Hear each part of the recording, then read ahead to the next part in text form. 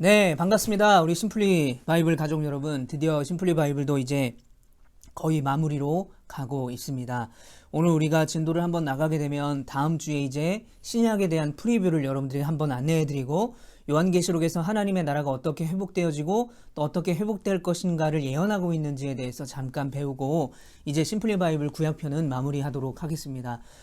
우리가 예상보다 긴 시간에 또 방대한 양의 성경을 공부했기 때문에 여러분들이 뭐 지난주에도 제가 총정리를 해드렸지만 이렇게 기억하는 게 참 쉽지 않습니다. 저도 이 과정을 이 책 저자에게 8주의 시간을 거쳐서 배웠고, 또 예전에 제가 청년들에게도 이 심플리 바이블 가지고 지금처럼 이렇게 길게 하지는 않았지만 한 4주 정도 강의도 한 적이 있었는데, 사실은 저도 새롭게 공부하면서 이 심플리 바이블을 하게 되었습니다. 여러분들도 그래서 나중에 말씀에 대한 어떤 궁금증이 생기실 때마다 그 내용이 뭐였지? 어떻게 하나님의 나라가 회복되어 갔지? 라는 걸 알고 싶으시면 여러분 유튜브 채널에 언제든지 영상이 있기 때문에 여러분들 그 영상에 들어오셔서 뭐 빠르기도 조절할 수 있습니다. 시간이 없으시면 1.5배, 2배 빠르기로 듣고 싶은 내용들만 여러분들이 들으신다면 더 말씀에 대한 어떤 암기나 기억에 도움이 될 것이고, 우리가 이제 심플리 바이블을 공부하게 된 주된 목적이 무엇입니까? 하나님의 나라가 우리가 죽어서만 가는 하나님의 나라가 아니라 우리가 사는 삶의 자리에서 하나님의 나라를 회복하는 그리스도인들이 되자라는 그런 마음으로 우리가 하나님의 말씀을 배우고 이렇게 지금까지 달려오지 않았습니까? 그래서 계속해서 여러분들이 말씀을 사모하시고 묵상하시고 읽으시면서 또 제 유튜브 채널에 들어오셔서 지금까지 우리가 배웠던 그 내용들을 함께 보시면서 공부도 또 따로 하시면서 추가로 필요하시면 여러분들이 성경도 읽고 그러시면서 말씀의 은혜 가운데 계속해서 나아가시고 또 하나님의 나라를 이 땅 가운데 회복시키고 세워갈 수 있는 우리 심플리 바이블 가족분들이 될 수 있었으면 너무나 좋겠습니다. 자, 오늘 진도 나가도록 하겠습니다. 먼저 통일왕국 시대에 대해서 한 번 더 여러분들에게 설명을 드리면, 통일왕국 시대에는요 뭐가 존재합니까? 인간의 왕이 존재합니다. 원래 이스라엘 백성들은 하나님을 왕으로 모시는 하나님의 백성이었습니다. 그런데 사사 때도 그랬고, 어떻게 됩니까? 선지자들도 그렇고 타락을 하기 시작하고, 그러다 보니까 이스라엘 백성들도 타락을 하기 시작하면서 그들이 생각한 것은 우리나라가 이렇게 타락하게 된 것은 뭐 우리들의 죄에 대한 생각도 그들은 없었을 뿐더러 우리에게 인간의 왕이 없었다라는 것으로 생각을 하게 되는 거죠. 그래서 사무엘에게 당신 자식들, 사사들조차도, 선지자들조차도 하나님의 말씀에 온전히 순종하지 않는다. 그러니까 우리가 더 이상 이제는 인간의 왕 더 이상 기다릴 수 없다. 세워라. 그래서 왕을 세우게 되죠. 그 왕을 세우신 사건에 대해서 하나님은 뭐라고 말씀하십니까? 사무엘에게 그들이 나를 버린 것이다 라고 말씀하셨죠. 즉 하나님을 왕으로 모시는 백성이 이스라엘 백성들이었는데, 인간의 왕을 모시고 살겠다라는 것은 하나님의 말씀을 대언하는 왕이 하나님의 말씀을 100% 똑같이 대언하지 않게 되면 그 이스라엘 백성도 타락하겠다라는 거고, 타락하게 된다라는 것이고, 또한 거기에 숨은 의도는 뭐냐면 하나님의 간섭이나 하나님의 말씀대로 살지 않고자 하는 죄악된 본성이 그들 가운데 있었다는 것입니다. 자, 그래서 첫 번째 왕 사울이 등장을 하게 되죠. 우리가 성경을 사무엘상 말씀을 자세히 쭉 읽게 되면 이 사울이 왕이 되는 비하인드 스토리가 굉장히 대단합니다. 하나님은 이스라엘의 첫 번째 왕 사울, 하나님 대신에 그들에게 인간의 왕을 세우시는데 하나님은 대충 세우지 않으십니다. 가장 연약하고 작은 지파였던 베냐민 지파에서 사울을 택하셔서 왕으로 세우시는데, 하나님께서 예언하시는 예언들이 이 사울이 왕이 되기까지 계속해서 마치 퍼즐의 조각들이 맞춰가는 것처럼 맞춰지는 것을 보게 됩니다. 하나님의 예언들이 계속해서 이루어집니다. 그 예언이 계속해서 이루어지고 제비뽑기의 과정을 통해서 사울이 드디어 왕이 되는 거죠. 하나님은 첫 번째 왕 사울을 세우실 때 하나님의 뜻대로 세우셨고, 하나님의 뜻을 하나님의 능력 가운데 펼치셨다라는 것을 볼 수 있죠. 그만큼 사울이라는 왕은 그냥 왕이 된 것이 아니고 첫 번째 왕으로서 어떤 영적인 책임감이 막중한 인물이 바로 사울이었습니다. 그런데 사울의 삶을 단적으로 표현하고 있는 단어가 있는데, 그게 뭐냐면 바로 사울이 악령이 된지라. 어떻게 합니까? 사울에게 악령이 들여서 막 고통스러워 하잖아요. 그럴 때 다윗이 비파를 켜고 수금을 켜서 노래를 부르면 그것에 진정이 되고, 또 악령이 들면 또 다윗을 죽이려고 하고 막 통증이 일어나고 고통이 일어나는, 여러분 악령이 들었다라는 것은요 이렇게 해석할 수 있습니다. 하나님의 영이 아니라 첫 번째는요 자신의 판단대로 나라를 통치했다라는 거예요. 자, 인간의 왕을 세울 때 조건이 있었습니다. 그게 뭐냐면 성령의 기름 부음, 즉 하나님의 말씀을 대언하는 대언자의 역할이었다는 거죠.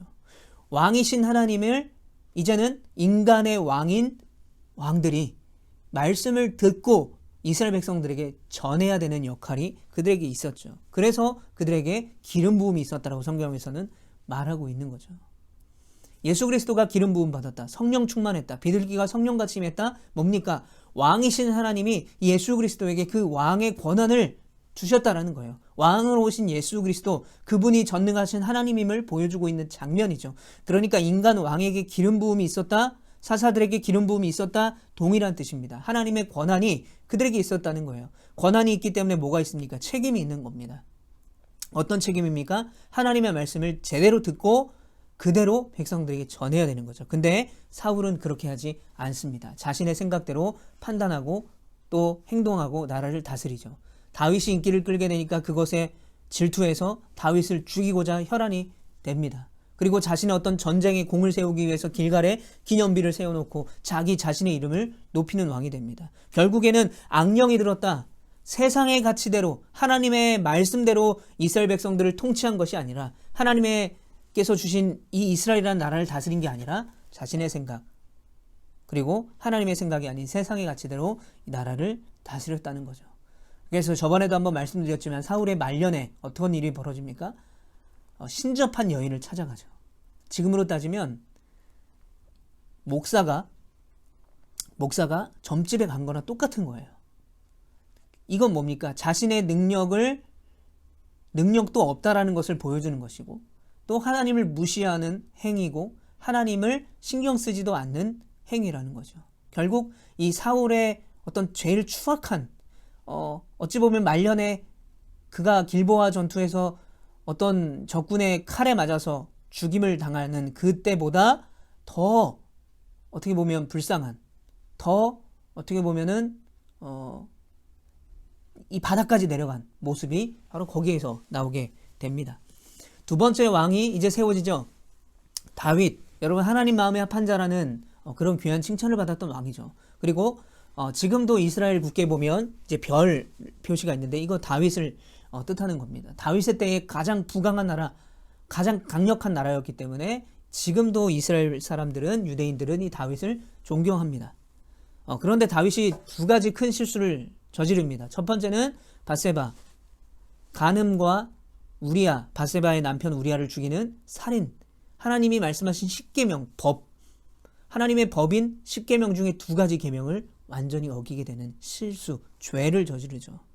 그리고 어떻게 합니까? 민수기 말씀에 보면 인구조사를 하죠. 인구조사 왜 합니까? 인구조사에서 그들에게 세금을 받기 위해서. 세금을 왜 걷습니까? 나라를 부강하고 유지하기 위해서. 무슨 뜻입니까? 밧세바, 인구조사 둘 다 다윗의 판단, 다윗의 생각, 다윗의 가치, 그거대로 판단하고 행동했다라는 것입니다. 그런데 왕은 어떤 역할입니까? 하나님의 말씀을 대언하는 자였죠. 하나님의 말씀을 듣고 순종하고 하나님의 말씀을 듣고 행동하는 자가 왕이었는데 다윗이 그렇게 하지 못했다는 것입니다. 그런데 성경에서는 그럼에도 불구하고 이 다윗을 하나님 마음에 합한 자다라고 표현하고 있는 것은 뭐냐면, 다윗은 사울과 달랐습니다. 사울은 죄 가운데 있었고 하나님을 버렸고 또 자기 자신을 높였고 세상의 가치대로 나라를 통치했지만 회개하지 않았습니다. 그러나 다윗은 나단 선지자의 경고와 그 회개의 메시지를 통해서 처절하게, 통렬하게 하나님 앞에 회개를 하게 됩니다. 그래서 성경의 최종 평가는 어떻습니까? 사무엘하 8장 15절 말씀에 보면 다윗이 나라를 다스릴 때 정의와 공의를 행했다라고 말씀하고 있습니다. 여러분, 다윗이 나라를 다스릴 때 두 가지로 다스렸다고 말하고 있어요. 한 가지는 정의, 한 가지는 공의였습니다. 자, 그런데 하나님이 다스리는, 하나님의 가치가 있는, 하나님의 질서가 있는, 하나님이 세우시는 나라의 특징이 있습니다. 자, 시편 97편 1절부터 2절 말씀을 한번 찾아보겠습니다. 시편 97편 1절부터 2절까지의 말씀. 여호와께서 다스리시나니 땅은 즐거워하며 허다한 섬은 기뻐할지어다. 구름과 흑암이 그를 둘렀고 의와 공평이 그의 보좌의 기초로다. 뭐라고 말하고 있습니까? 의와 공평이 바로 하나님 나라의 기초다, 보좌의 기초다라고 말하고 있는 것입니다. 하나님 나라의 특징 두 가지, 정의와 공의가 세워진 나라라는 거예요. 시편에서도 의와 공평, 이게 정의와 공의를 말하는 것입니다. 똑같은 말이에요. 원어가 똑같습니다. 그러니까 다윗이 나라를 다스릴 때 하나님의 정의와 공의가 선포되었다. 하나님의 정의와 공의대로 행했다라는 것은 뭡니까? 하나님의 나라를 다윗이 다스릴 때 하나님의 나라를 거기에 그 가운데 세웠고 하나님께서 주신 질서대로 가치대로 살았다. 그래서 하나님의 평가, 성경의 평가는 다윗은 하나님 마음에 합한 자다라는 칭호를 받게 되었던 것이죠. 자, 그렇다면 이 하나님의 나라의 특징 두 가지가 정의와 공의라고 말씀드렸는데, 그러면 정의와 공의가 도대체 무엇인가? 라는 것에 대해서 한번 나눠보도록 하겠습니다. 아모스 5장 7절에 보면 이런 말이 나와요. 정의를 쓴쑥으로 바꾸고 공의를 땅에 던지는 자들아. 딱 뉘앙스가 어떤 뉘앙스입니까? 비판하는 뉘앙스죠. 왜 그렇게 하냐라는 거죠. 그러니까 정의를 정의답게 정의롭게 만들지 못한다는 것입니다. 공의를 공의답게 행하지 못한다라는 거예요. 즉 아모스가 지금 비판하고 있었던 그 이스라엘의 영적인 상태는 어떤 상태였냐? 하나님의 정의와 하나님의 공의를 그 땅 가운데 세워가지 못했다. 그래서 하나님은 아모스 선지자를 통해서 그 상황을 비판하고 회개하고 돌이키게 하고 계시다라는 거죠. 그래서 아모스 5장 11절부터 13절 말씀에 보면, 그렇다면 그 하나님의 정의, 하나님의 공의가 세워지지 않은 이스라엘은 어떤 특징을 가지고 있나? 자, 아모스 5장 11절부터 13절 말씀을 찾아보시면 여러분들 나중에 한번 찾아서 읽어보시길 바랍니다. 자, 여기서 말하는 정의는 어떤 정의냐면 하나님을 사랑하고 하나님을 사랑하는 백성으로서, 하나님의 은혜를 입은 백성으로서 이웃을 돌보는 것을 말하는 것입니다. 그리고 공의는 하나님의 정의와 하나님의 진리와 하나님의 판결이 그 땅 가운데 옳게 일어나는 나라라는 거죠. 그러니까 여러분 쉽게 설명하면 하나님의 정의와 공의가 세워진 나라는 하나님의 법, 하나님의 가치, 하나님의 나라의 특징을 가지고 있는 나라. 그러니까 하나님의 법에 하나님의 질서 가운데 순종하며 반응하는 그 나라는 자연스럽게 이웃을 돌보게 되는 거예요. 왜요? 하나님이 명령하셨기 때문에 순종함으로 사랑을 나누는 거죠. 정의를 베푸는 거죠. 그리고 당연히 하나님의 진리가 그 땅 가운데 옳게 선포되어지겠죠. 공의가 세워지겠죠. 이게 바로 하나님의 나라의 특징입니다. 이 하나님의 나라의 특징이 잘 나타난 곳이 있습니다. 그게 어디냐? 바로 사도행전에 등장하는 첫 번째 교회입니다. 우리 사도행전 잠깐 신약으로 넘어가서 사도행전 2장 44절부터 47절의 말씀을 보도록 하겠습니다. 사도행전 2장 44절부터 47절, 우리가 지금 새벽마다 사도행전 말씀을 묵상하고 있죠. 읽겠습니다. 그들이 사도의 가르침을 받아 서로 교제하고 떡을 떼며 오로지 기도하기를 힘쓰니라. 사람마다 두려워하는데 사도들로 말미암아 기사와 표적이 많이 나타나니 믿는 사람이 다 함께 있어 모든 물건을 서로 통용하고 또 재산과 소유를 팔아 각 사람의 필요를 따라 나눠주며, 그리고 날마다 마음을 같이하며 성전에 모이기를 힘쓰고 집에서 떡을 떼며 기쁨과 순전한 마음으로 음식을 먹고 하나님을 찬미하며 또 온 백성에게 칭송을 받으니 주께서 구원받은 사람을 날마다 더하게 하시니라. 자, 이들이 한 게 무엇입니까? 사도의 가르침을 받았다는 거예요. 그리고 서로 믿음의 교제를 했다는 것입니다. 그리고 떡을 떼며 뭐 하기를 힘썼다? 예배하는 것, 기도하는 것을 힘썼다라는 거예요. 그리고 그로 인해서 그 초대교회 역사 가운데, 복음을 전하는 자리 가운데 하나님의 표적, 기적, 능력이 나타났다라는 것입니다. 그리고 믿는 사람들이 어떻게 합니까? 이건 내 거야, 이것도 내 거야, 어떻게 하면 내가 더 많이 먹고 살까? 어떻게 하면 내가 더 많이 가질까가 아니라 자기의 것을 나눴다는 거예요. 필요에 따라 나눠줬다는 것이고, 여러분 물질만 나눈 게 아닙니다. 마음을 같이 했다라는 거예요. 이 말은 뭐냐면 마음과 사랑을 충분히 나눌 수 있었기 때문에 물질도 따라서 나눌 수 있었다라는 말입니다. 물질은 억지로 나누는데 마음은 나누지 않았다라는 것이 아니라 마음과 함께 물질도 자연스럽게 나눴다는 거예요. 성전에 모이기를 힘썼고 집에서 떡을 뗐고 기쁨과 순전한 마음으로 음식을 먹고 하나님을 찬미하고 그랬더니 어떤 일이 벌어집니까? 구원받는 사람이 날마다 더하게 하시니라. 이 믿는 자들을 통해서 하나님의 나라, 하나님의 질서, 하나님의 가치가 세워지는 것을 보니까 믿지 않은 영혼들이 그 하나님의 나라를 맛보게 되고 천국인을 맛보게 되고 복음을 맛보게 되니까 믿는 자의 수가 더 늘어났다, 부흥했다라는 것입니다. 여러분, 이 시대 교회에게, 이 코로나19를 겪고 있는 우리 교회에게, 우리 성도들에게 정말 필요한 말씀이 아닐까 싶습니다. 우리 교회, 내 교회, 이게 아니라 우리 가정, 내 자식, 이게 아니라 하나님의 내 가운데 모두가 함께 살아가는 거죠. 여러분, 코로나19 가운데 왜 교회가 비판을 받고 손가락질 당합니까? 모이는 것에 대한 것에 집중하고 모이지 못하는 것이 어떤 자신들을 핍박하는 거라 생각하고 모이게 하는 것과 모이지 못하게 하는 것에만 집중하기 때문에 그래요. 하나님이 코로나19 가운데 교회에게, 성도들에게 하고 계신 정말 진짜 말씀이 무엇인지는 모른 채 왜 모이지 못하게 하냐, 이것에 집중하는 겁니다. 그리고 또 한편으로 어떻게 됩니까? 에이, 모이지 못하니까 신앙 포기해야지. 모이지 못하니까 어떻게 됩니까? 자연스럽게 교회 안 나가게 되고 자연스럽게 예배가 멀어지게 되고 자연스럽게 신앙이 얕았던 사람들은 교회에서 떨어져 나가게 되는 거죠. 교회에 있었던 허수들이 사라지게 되는 겁니다. 어떻게 보면 하나님이 이 때를 우리 교회에게 회개의 때, 또는 자정의 때, 또는 다시 한번 이 태풍이 바다에 몰아쳐서 이 바다가 깨끗해지는 것처럼 다시 한번 회복할 수 있는 기회를 주시는 것이 아닐까 싶어요. 그래서 이때 우리가 더 집중해야 될 것은 뭐 하는 겁니까? 뭐 해야 돼요? 여기 오늘 말씀처럼, 사도행전 말씀처럼 사도의 가르침을 받아야 되는 것입니다. 말씀을 전하는 목회자들이 말씀을 제대로 준비하고 전해야 됩니다. 먼저는. 그리고 그럼 여러분 유튜브 보면 정말 이상한 목사들 많아요.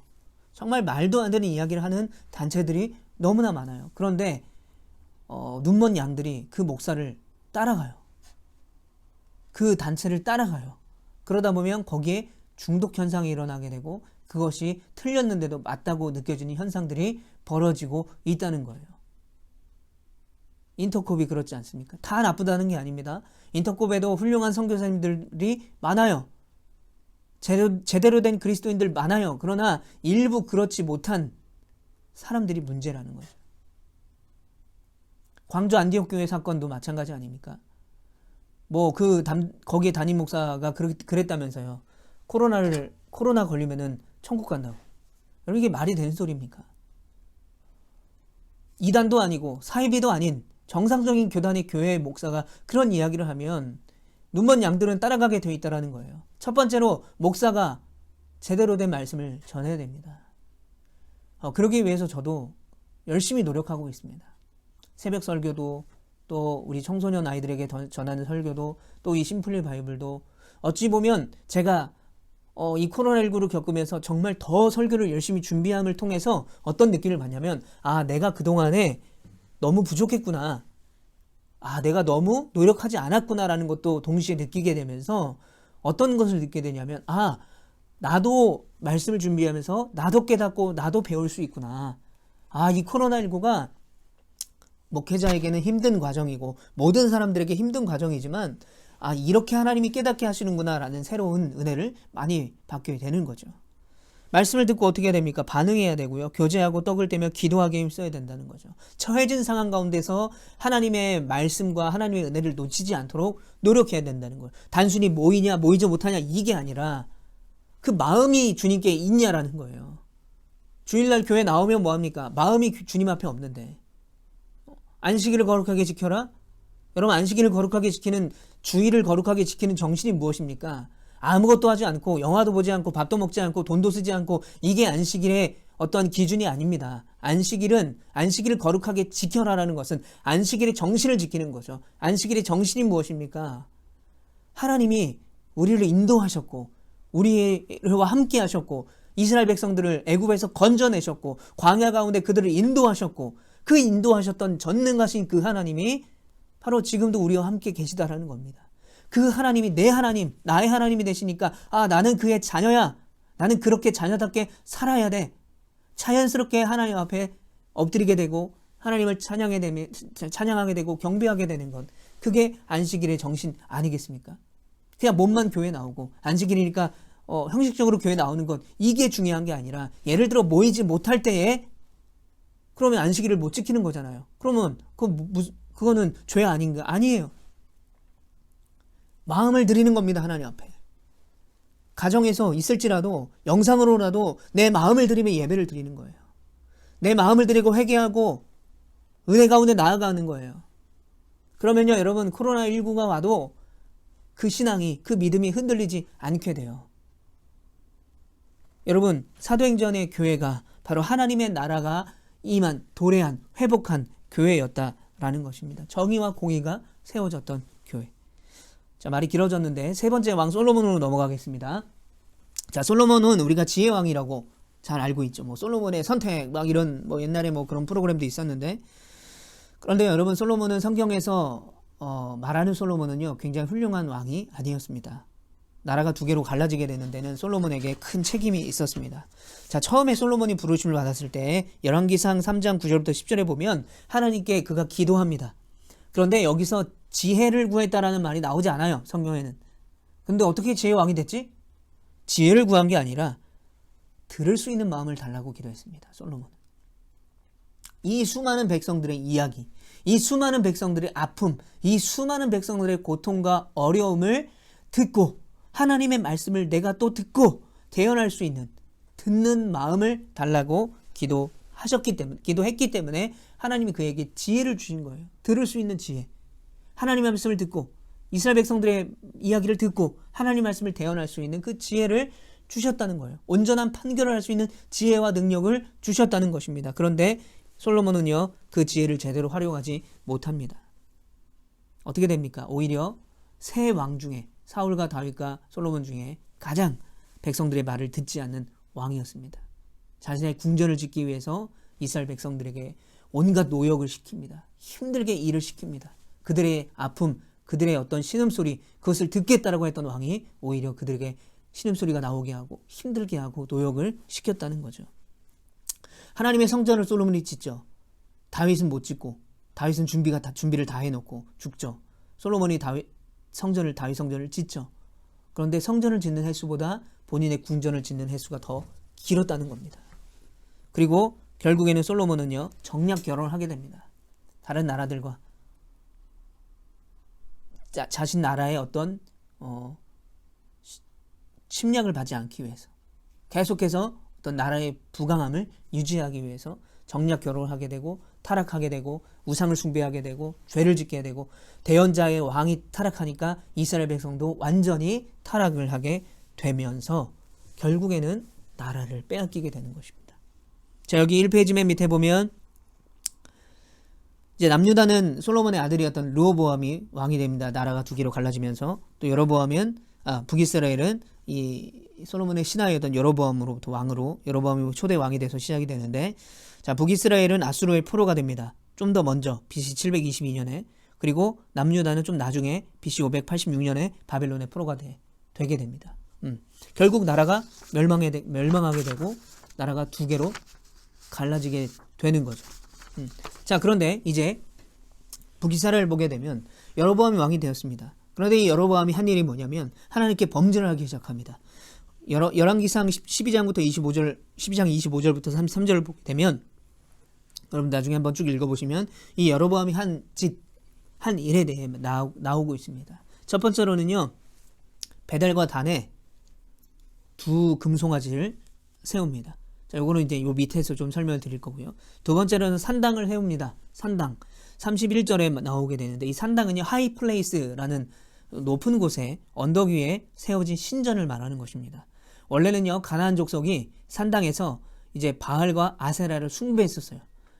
그런데 그 산당 자체의 예배 자체가 바알과 아세라 우상을 숭배했던 장소이기 때문에 굉장히 타락했고 부도덕했습니다. 거기에 이제 여사제들이 있었는데 뭐 여사제들과 성관계를 하게 되며 하는 장소가 바로 그 산당이었습니다.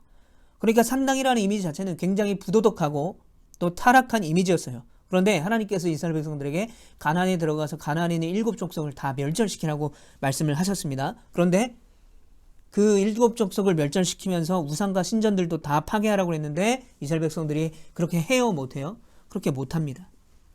그러다 보니까 이스라엘 백성들의 농경 문화도 배우고 가나안 백성들의 농경 문화도 배우고 그들의 우상도 배우고 풍습도 배우면서 이스라엘 백성들도 역시 가나안에 정착하면서 산당을 따라 짓고 거기서 뭐 바알과 아사를 섬긴 게 아니라 이제 하나님께 예배를 드리게 되죠. 그런데 나중에 보면 어떻게 되냐면 이 산당을 통해서 우상까지도 숭배하는 죄의 시작이, 죄의 어떤 구렁텅이가 되는 것이 바로 이 산당입니다.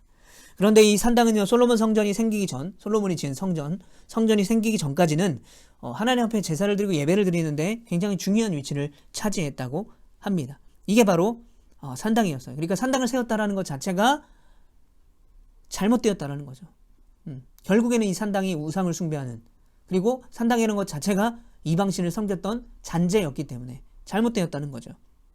세 번째로는요, 이 단과 베델에 두 금송아지를 세워놓고 이제 금송아지가 있으니까 금송아지에게 절을 해야 되고 제사를 드려야 되잖아요. 그럼 뭐가 필요합니까? 제사장이 필요하죠.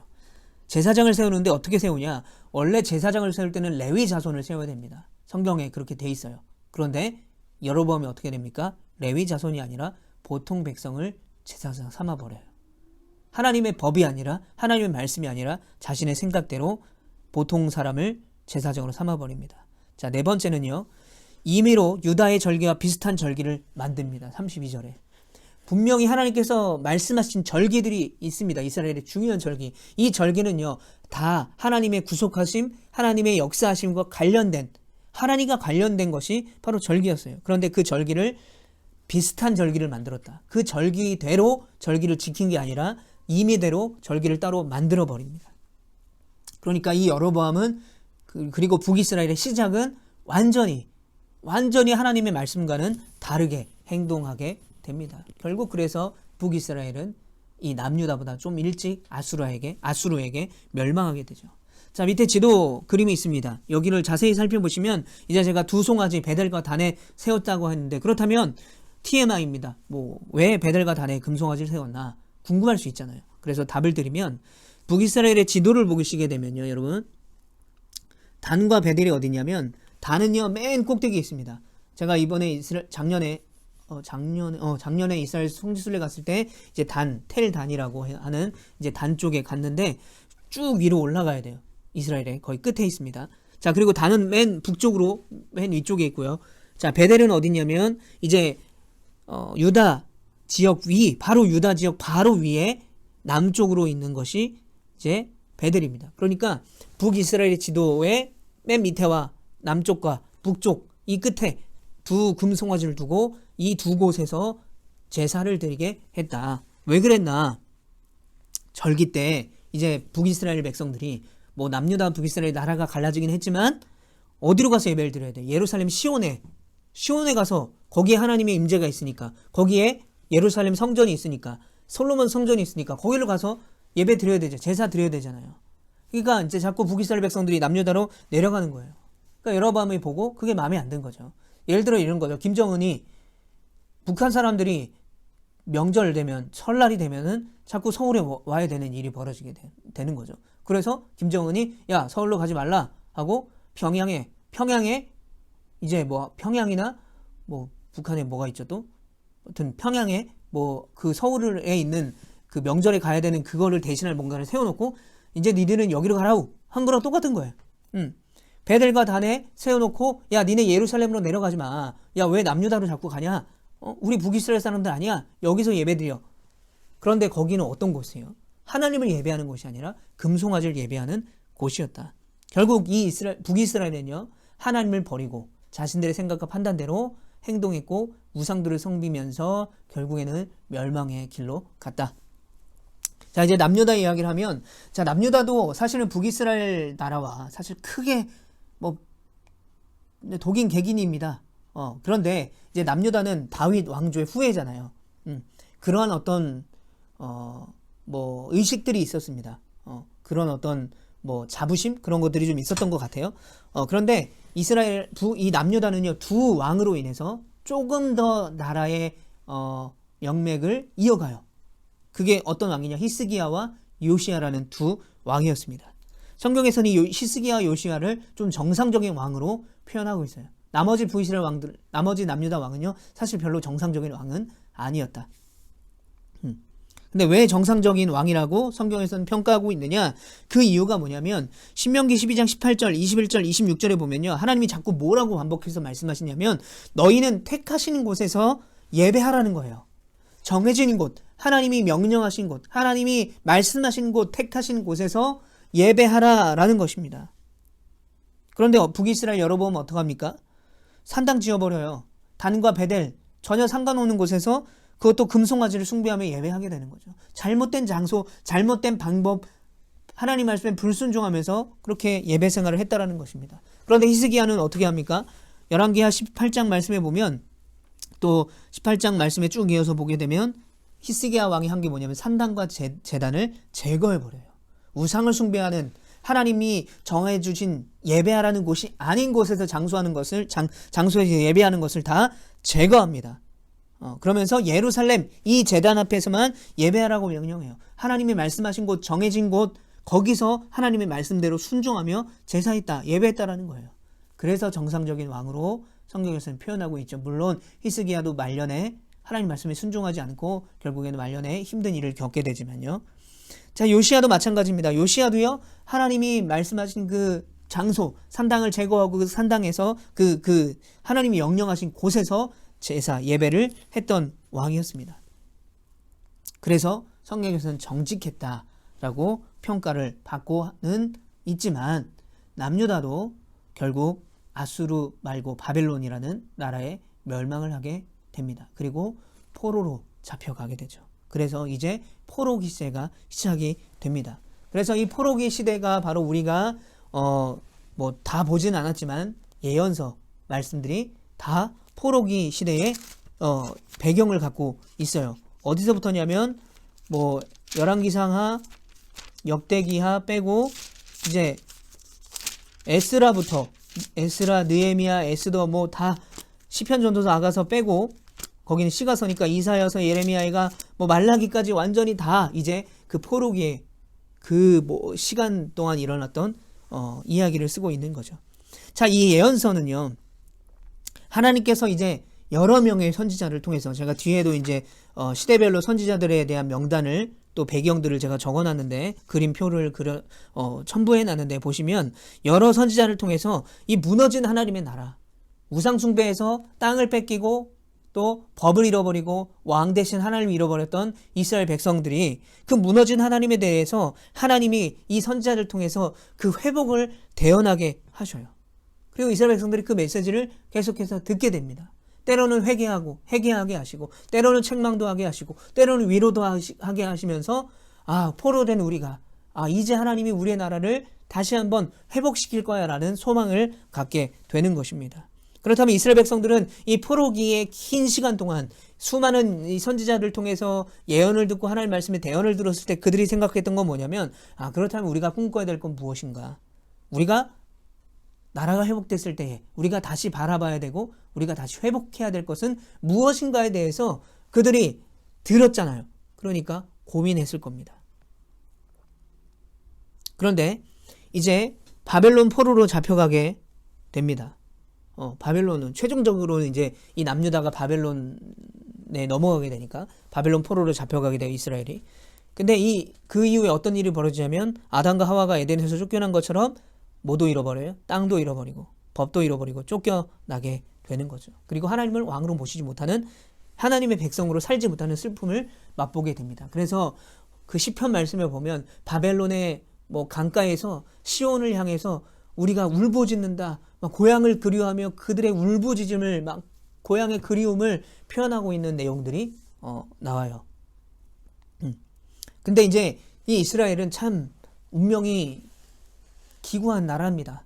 아수르에게 멸망을 당했잖아요. 그러면 아수르가 패망하면 어떻게 됩니까? 다시 고국으로 돌아갈 수 있게 됐죠. 근데 바벨론이 멸망하고 누가 통치하냐? 이 바벨론, 정말 강대국이었던 바벨론을 신흥 강대국이었던 페르시아, 바사라는 나라가 침략하고 바벨론이 넘어가게 되죠. 멸망하게 됩니다. 자연스럽게 이스라엘 백성들이 누구의 포로가 됩니까? 페르시아의 포로가 돼요. 또 포로가 돼요. 자유가 없어요. 그런데 이때 페르시아 왕 고레스가 고국으로 귀환을 시킵니다. 너희들 고향 가서 살아. 그게 바로 느헤미야, 에스라, 에스더 그때 이야기입니다. 그러면서 이스라엘 백성들이 이제 고국으로 돌아가면서 다 돌아간 건 아닙니다. 일부만 돌아갔어요. 여전히 이 남아 있었던 사람들이 있습니다. 페르시아에. 그 사람들은 가서 성벽을 재건합니다. 그리고 우리가 진정 놓친 것, 하나님 나라가 이렇게 무너졌던 것은 결국 하나님을 예배하는 것, 하나님을 바라보는 것을 놓쳤다라고 생각하고 예배를 회복하기 시작합니다.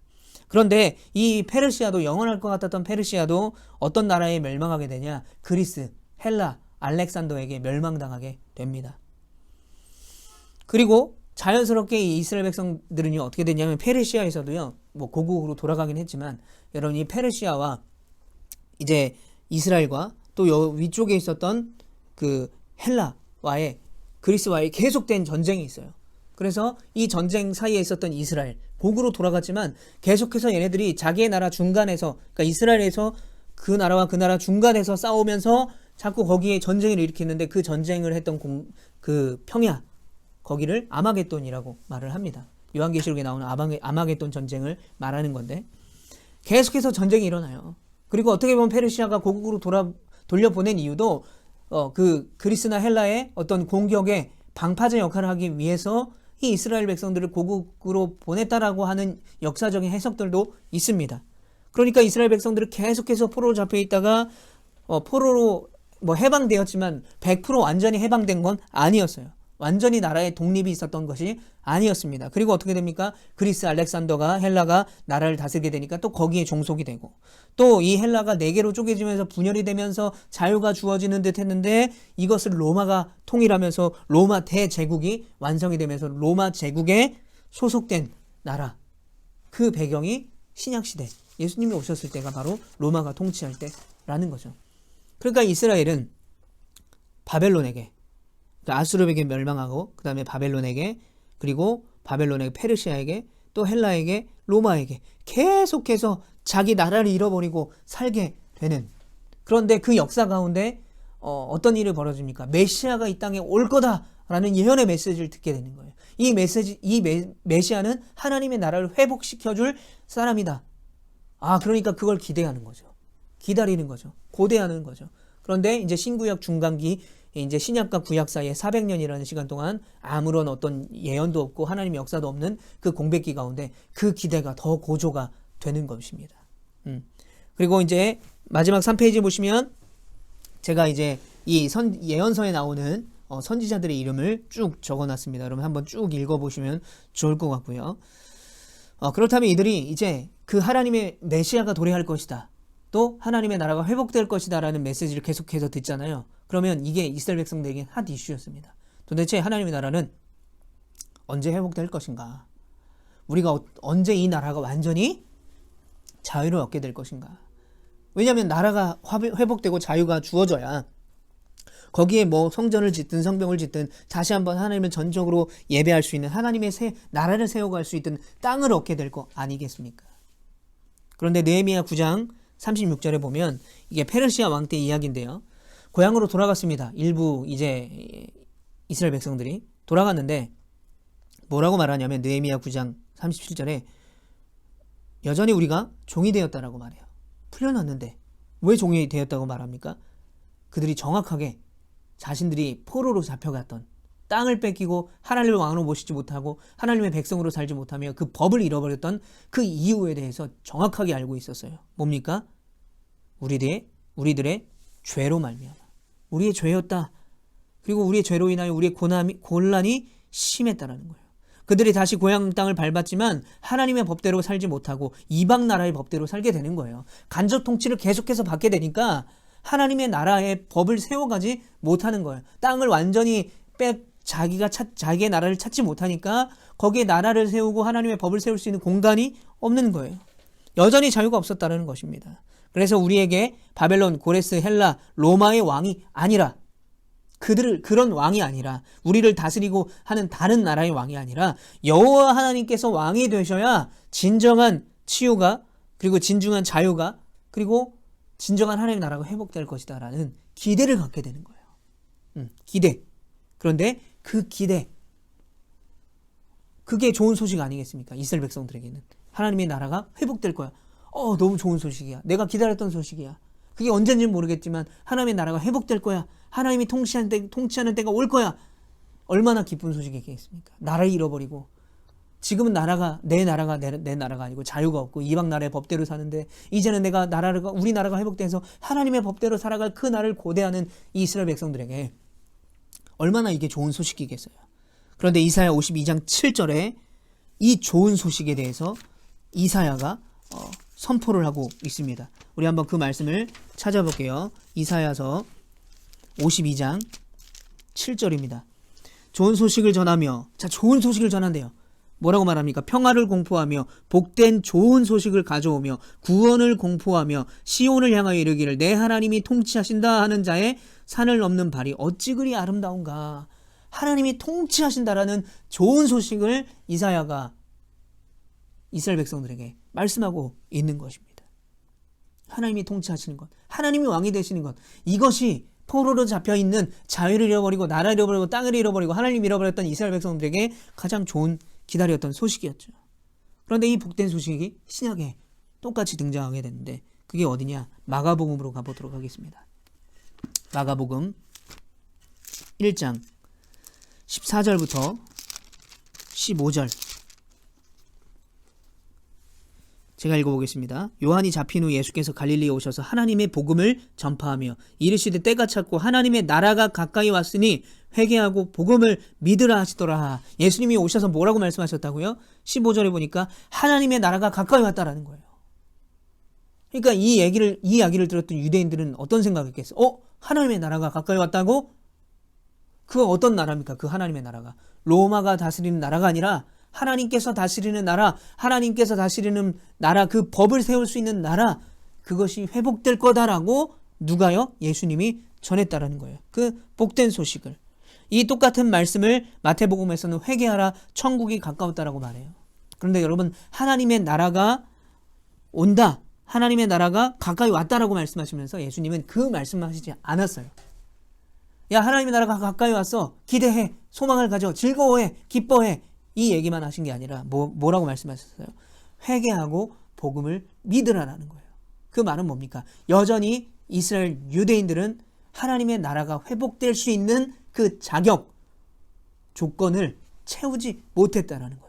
여전히 죄 가운데 있었고 여전히 하나님의 말씀을 온전히 섬기지 못했고 온전히 하나님의 말씀을 바라보지 못했다라는 거예요. 그러니까 예수님께서 이 땅에 오셔서 한 일은 뭐냐면 나를 통해서 하나님의 나라가 회복될 건데 너희는 지금 이대로가 아니라 회개하고 복음을 믿어야 되는 거야 라고 가르치셨다라는 것입니다. 즉 예수 그리스도를 통해서 아들을 보낸 왕 대신 예수를 통해 하나님이 예수님이 성령의 비둘기 같이 임했다고 요한이 세례를 줄 때 그런 일이 벌어지잖아요. 성령 세례를 줬다는 것은 통치권을 줬다. 아까 왕에 대한 설명할 때 제가 말씀드렸죠. 예수님을 통해서 예수님이 왕이 되셔서 예수님이 하나님이시니까 그 나라, 회복될 하나님의 나라를 다스리게 하신. 그러니까 그 나라를 회복할 수 있는 유일한 사람은 바로 메시아, 예수 그리스도였다라는 것입니다. 자, 그래서 마지막에 이제 4번에 보시면 예수 그리스도를 통해 회복된 하나님의 나라에 대한 표가 있어요. 여기 자세히 보시면 총 세 가지 표가 있죠. 왼쪽 2개, 오른쪽 1개. 보시면 왼쪽 첫 번째는요. 이 하나님의 나라 4가지 요소. 왕, 땅, 법, 백성. 요 오리지널 버전, 에덴 동산에 대한 버전이고요. 그 옆에 있는 오른쪽에 있는 것은 출애굽하면서 하나님께서 회복시킨 모세를 통해서 이스라엘 백성들을 백성 삼으시고 그들에게 십계명을 주시고 또 가나안이라는 땅을 주셔서 하나님 나라를 회복하게 회복하셨던 이야기. 근데 결국 죄로 인해서 이 모든 것들을 다 잃어버리고 포로로 잡혀가서 나라를 잃어버렸던 이스라엘 백성들에게 예수 그리스도라는 사람을 보내서, 하나님을 보내셔서, 하나님이신 예수를 보내셔서 이 하나님의 나라를 다시 한번 회복시키겠다. 그런데 그 나라는 어떻게 회복되냐? 그 표가 오른쪽에 있는데요. 요거는 제가 다음 시간에 한 번 더 자세하게 설명을 드리고 마무리를 할 건데, 오늘은 대략적인 것만 설명해 드리면요. 왕은 누굽니까? 예수 그리스도예요. 왜냐하면 성령 세례를 통해서 기름 부음 받고 왕으로 이 땅에 예수 그리스도가 오셨기 때문에 왕은 예수님이십니다. 왜냐하면 주는 그리스도시요, 주는 그리스도, 바로 왕 대신 예수 그리스도라는 것입니다. 그리고 백성은 누구입니까? 백성은요 12제자예요. 신약에서는. 그런데 이 12제자가 결국에 어떻게 확대되냐? 그리스도인으로 확대가 됩니다. 왜냐하면 12제자를 통해서 이방인들에게 복음을 전하게 되고, 또 오순절 마가의 다락방 사건을 통해서 성령이 임하면서 모든 사람들이 성령을 받게 되면 이러한 권능을 받는다라는 거죠. 복음을 전할 수 있는 권능. 즉 모든 사람이 다 하나님의 백성이 될 수 있는 권한이 주어졌다. 그러니까 백성은 누굽니까? 그리스도인들이 되는 것입니다. 그리고 여기에는요 이제 새 이스라엘과 구 이스라엘이 존재하는데, 이걸 좀 설명드리면, 구 이스라엘은 어떤 이스라엘이냐면 아브라함, 이삭, 야곱, 요셉 12지파, 이 유대교인들을 말하는 것입니다. 이 제자들 전까지의 하나님께서 이 아브라함을 통해서 약속하셨던 그 약속들을 이루어갔던 인물들을 구 이스라엘이라고 말하고 유대교라고 말합니다. 그리고 새 이스라엘은 바로 예수님의 제자를 통해서 복음이 전해지고 또 그 복음이 이방인들에게 전해졌던, 사실은 구 이스라엘은요 이방인들에게 복음을 전할 수 없었던 구조였어요. 오직 이스라엘 백성만, 유대인만 구원을 받을 수 있다라고 믿었기 때문에 그렇죠. 그래서 이건 구 이스라엘 유대교가 된 것이고요.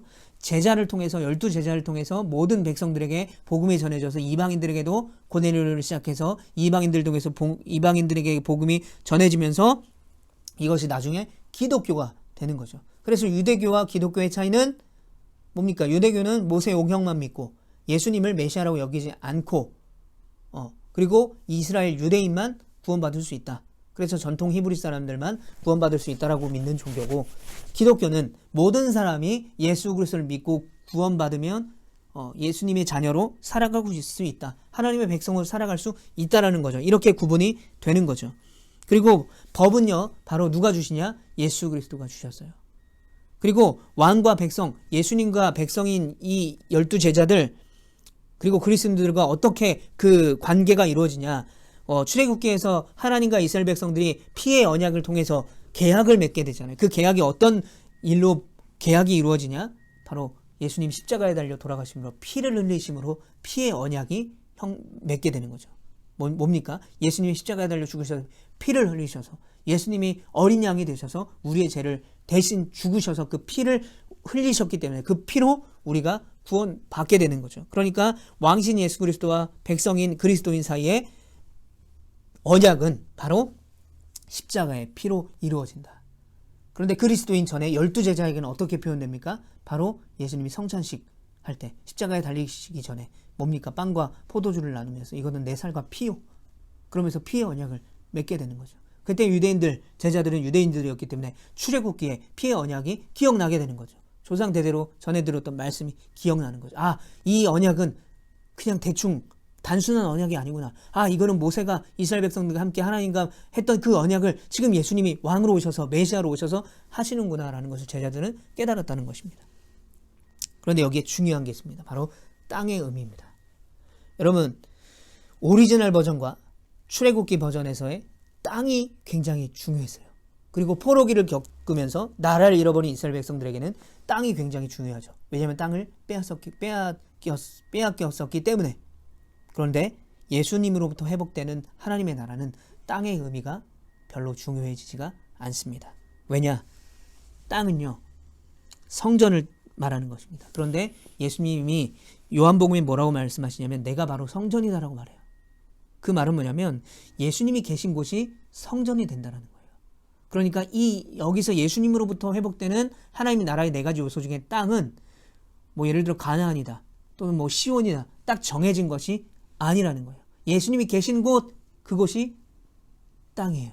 하나님의 나라가 회복되는 땅. 그래서 땅의 의미가 어떤 보이는 땅의 의미가 축소되었다라는 것입니다. 그래서 예수님의 통치가 있는 곳, 예수님이 계신 곳, 그것이 바로 하나님의 나라가 펼쳐지는 땅이 되는 거예요. 그런데 그게 어디입니까? 교회예요. 에클레시아, 건져냄을 받았다. 어디서? 죄에서 건져냄을 받았다. 여러분, 이스라엘 백성들이 어디서 건져냄을 받습니까? 애굽에서 건져냄을 받죠.